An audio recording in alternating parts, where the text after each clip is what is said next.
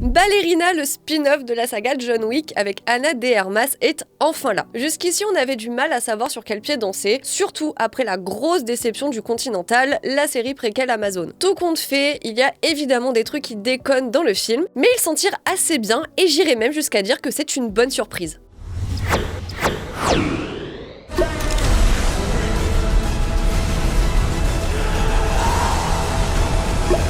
Ballerina, c'était un peu l'étape obligatoire pour la franchise John Wick après la série préquelle Le Continental. Et comme on pouvait pas tellement y couper, il y avait des raisons de craindre le pire, surtout que le projet a des allures de créature de Frankenstein. À l'origine, le scénario n'avait même pas de rapport avec la saga John Wick. Il a été écrit par Shea Hatton, puis Lionsgate l'a acheté en 2017 et il a été réécrit avec la société Thunder Road Films pour s'inscrire dans la franchise. Shea Hatton est ensuite monté à bord dès John Wick 3 en tant que nouveau scénariste, avant d'enchaîner avec John Wick 4. Et c'est dans John Wick 3 qu'on en apprenait plus sur la rousse Karoma, qu'on découvrait l'école de la directrice, donc le personnage joué par Angelica Huston, et qu'on voyait la fameuse ballerine de dos. Dans le film, elle était jouée par Unity Phelan, une actrice et danseuse de ballet, puis a été remplacée par Ana de Armas pour Ballerina. On peut donc dire que le scénario est rentré au forceps dans la saga, et qu'en plus le nom de Len Wiseman à la réalisation n'était pas très attirant, et sonnait moins comme un gage de qualité. Jusqu'ici, la saga était réalisée ou co-réalisée par l'ancien cascadeur Chad Stahelski, donc qui sait ce qu'il fait côté baston et chorégraphie. D'ailleurs, Mathieu l'avait interviewé pour la sortie de John Wick 4, et ce qu'il dit sur la façon de filmer l'action est super intéressant, donc je vous conseille de regarder la vidéo si ce n'est pas déjà fait.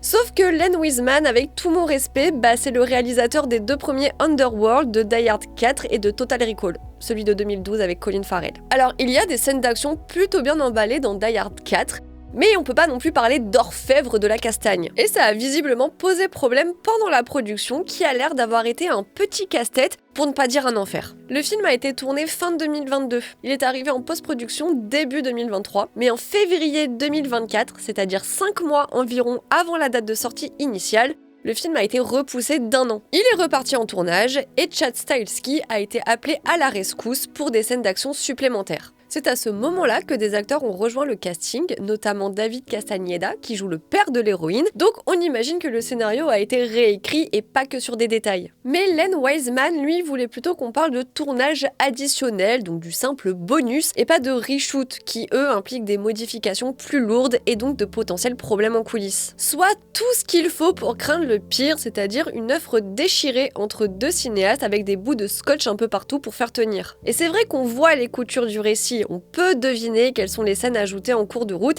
et surtout, on voit les cases minutieusement cochées du cahier des charges, au hasard la baston en boîte de nuit avec des néons. Le film est clairement encombré par la mythologie de John Wick à laquelle il est presque obligé de se référer. Après tout, le film est marketé sous le titre From the World of John Wick, Ballerina. Donc, il passe son temps à faire des détours inutiles pour caler ses caméos, à créer des liens totalement superflus entre les personnages pour tout relier, sauf qu'à part la directrice, qui se contente de rester assise derrière son bureau, rien n'est suffisamment organique, tout sonne comme du fanservice à moitié assumé, encore plus avec le retour de John Wick, traité comme la vedette VIP de la pègre, une icône qu'il ne faudrait surtout pas égratigner. Le film tente aussi de nous montrer l'évolution d'Eve en tant que tueuse, de son entraînement à sa première mission officielle où elle commet pas mal d'erreurs, jusqu'à son émancipation qui rejoint pas mal celle de John Wick. Alors l'idée, pourquoi pas, mais l'exécution en elle-même est foireuse, tout simplement parce que les scènes ne s'emboîtent pas naturellement. L'autre abcès à crever, c'est l'histoire, bête à manger des cailloux, voire franchement ridicule par moments,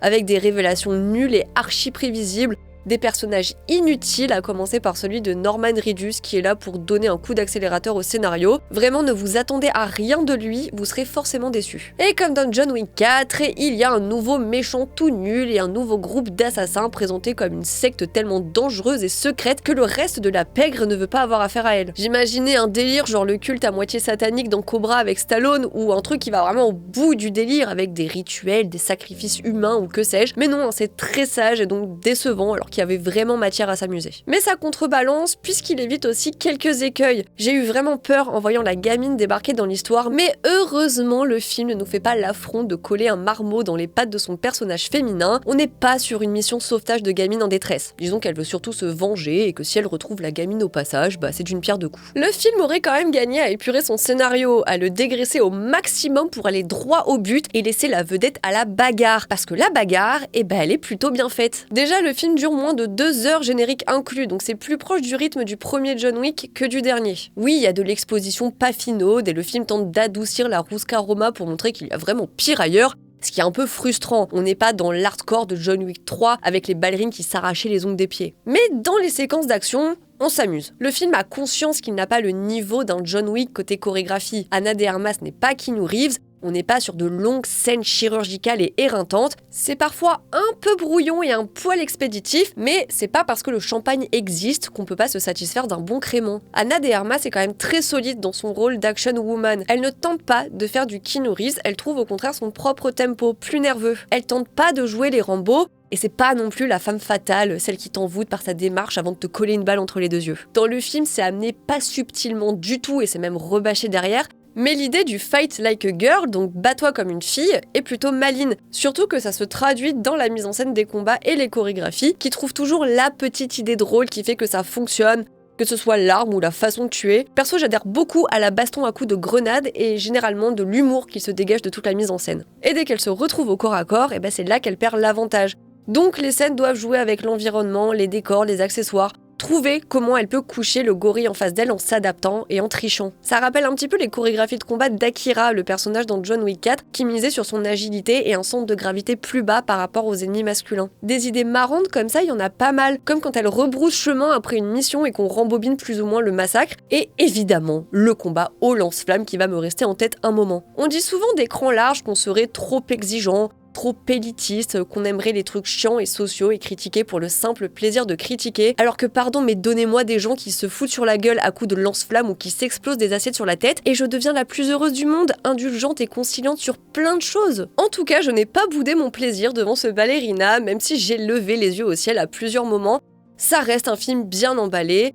Et si tous les films d'action pouvaient ressembler à ça, on aurait moins à se plaindre. Tout ça nous rappelle également qu'un film n'est pas condamné d'avance à cause d'une production compliquée. Les reshoots en eux-mêmes ne sont pas forcément le signe annonciateur de l'apocalypse ou un aveu d'échec. Déjà, c'est une étape courante à Hollywood et ça peut vraiment aider à assainir un film, à l'améliorer, ou, à minima, à sauver les meubles. Ballerina n'est d'ailleurs pas le premier exemple du type. On avait déjà parlé d'Event Horizon de Paul W.S. Anderson sur la chaîne, et on pourrait aussi citer Rogue One, le spin-off de Star Wars, ou encore Alien 3, qui sont des films qu'on apprécie et qu'on a défendus. Évidemment, l'autre enjeu de Ballerina se jouera au box-office, puisque c'est l'argent, le nerf de la guerre. On ne sait pas officiellement combien il a coûté, mais en mai dernier, Deadline a rapporté que le budget tournerait dans les 80-90 millions avec les reshoots. Donc moins cher que John Wick 4, mais un petit peu plus cher que le 3e volet. Et d'après les estimations, Ballerina pourrait démarrer en Amérique du Nord avec 35 à 40 millions de dollars dans les poches, dans la veine de John Wick 2.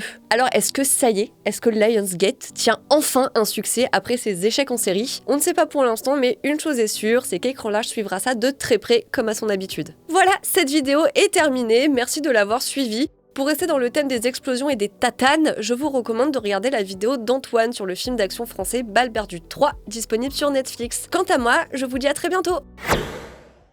Stop.